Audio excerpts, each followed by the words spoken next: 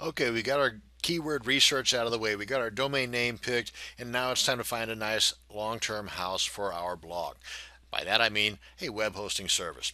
Now, probably the best way to do this is to just simply go to the website or go to your favorite search engine, type in web hosting services, and boom, start looking. And right off the bat, you're going to see some like this that offer you the 10 best. They've already done a lot of the research for you, right? Well, let me just mention this to you now before you start getting too excited. A lot of times, and I'm not saying this across the board, but a lot of times these can be somewhat biased. In other words, they provide you with what they say is the 10 best based on the amount of commission they will make if you sign up through their links.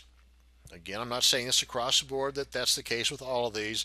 I just want to give you a better idea, a better option to go with to get a truly unbiased opinion on the best web hosting service to start with anyway, because you can always change later on if you find the need to. But go to a forum. My favorite would be the Warrior Forum. Now, they just recently changed from a free forum format to a paid forum format, and I think it's like 35 bucks for a lifetime. Maybe it's cheaper, 30 bucks, whatever, but it's well worth it. Now, you can go there and do some looking for free. It doesn't cost anything to do any looking, but you can, I think it's at the point in which you want to type in a thread or to start the question, that's when you're going to have to actually be a member. And believe me, it'll probably be the best 30 bucks you spend ever. So sign up for Warrior Forum right off the bat. And then whether you do or not, using the forum idea, be it the Warrior Forum, Digital Point Forum, I Am for Newbies Forum, fantastic, especially if you're just starting off. There's a wealth of information here. Mike Mertz, this guy knows his stuff. So they got a wealth of information here. Go here, go to the Warrior Forum, sign up with the Warrior Forum, and type in somewhere about what is your favorite web hosting service and why, or what's the worst web hosting service and why. Get a well-rounded view from folks as to why they use the web hosting service that they use and so on. You might even get some in there that will offer you their own service because they themselves are a reseller. Again, just do some poking around, do some research, because this is something, even though it might be, $4 to $40 a month, it's something that you want to get long term. So you want to start off strong if at all possible, but remember though that you're not locked in for a lifetime. You can change later if you need to, but you want to go into it with the idea of not having to change, because it can be a pain in the behind to have to change all of your stuff from one hosting account to another. I know from personal experience, from recent personal experience at that. So anyway, let me just show you the Warrior form that I'm referring to here. This is the right site here. And there is just so much information in here that it just boggles the mind. Come on in here, go to, what is it, whatever form it would be in here. Not the special offers, but maybe this one here, discussion forum, and just type in there. And you might even just do a search for web hosting services and find a bazillion of them in there. So that's how you can get an unbiased opinion. Let's head on over to HostGator, and this pretty much holds true for a lot of them that have various types of services that they provide within their particular company. HostGator being the one I'm referring to right now. They've got a typical plain Jane hosting account where it's a shared hosting. In other words, this one computer, this one server right here, you and maybe 500 other people have websites on there. And you might have several websites on your account.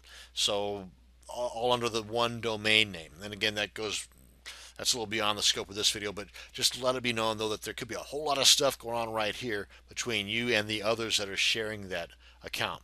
And then you have the reseller account, which is basically allowing you the opportunity to resell this service. So if you're into marketing and you've got a little bit of online experience under your belt, then this would be a great way to go, because you're able to recoup your expenses and even make a profit just from hosting other people's accounts. Now, with that comes certain managerial duties that goes beyond the scope of this video as well, but I just want to let you know though that with this added ability to make a buck is the added expense too. This was 25 bucks a month versus the $5 a month here. Then from there, another jump up is a dedicated, whereas in this case, you can see the expense there. You're not sharing it with anybody else. This one computer is yours. But along with that comes some additional experience required by you that just is not required here. But at this point, whenever you're at this level of online marketing or online sales, then you're going to have that experience. So it's not that big of a deal when you get to that point. But there's a lot of cool stuff you can get with this, depending upon the term of your agreement with them, whether it's 1 year, 3 years, would depend on the amount of the monthly expense. So there might be some up here, like it says, for $4.95. You might have to lock into a 3-year term to get that. But there are other services out there like Host Monster, for example, that provide you with a free domain. So in addition to the one you already purchased, you'll just have a second domain. But with a reseller account, one of the cool things with this is you have a separate control panel or a cPanel style control panel for every single domain name that you have here. Now, just starting off, you're only going to have the one domain, but again, whenever you get to this point, a reseller account might be better for you, whether you're reselling it or not, just simply because of the fact you have the ability to get a separate cPanel control panel for each domain name that you have. And that's basically it. I just wanted to introduce you to the way to get an unbiased opinion on who to go with, and I wanted to introduce you to some of the added extras you would get with a particular web hosting service. HostGator's the one that I'm going to go with, but HostMonster is another one that's great. Again, don't take my word for it. Do your own little bit of research. It won't take that much. Just hit up the forums and you'll find out. One of the things you want to keep in mind is that whenever you lock yourself into a hosting account, they're going to send you an email, a very important email. You want to copy the information from within that email, telling you about your password, your username, your IP address, all that cool stuff, and you want to put that on a text document and lock that away in that folder that I talked about in the prior video on organizing your online marketing, with the folder inside of the folders and the documents and all that kind of stuff. You want to put that there.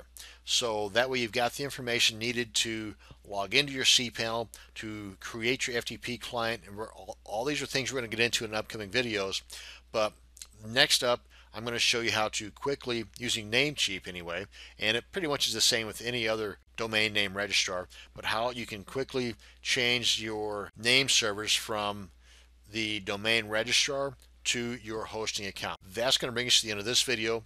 Thank you very much for watching, and you have a great day.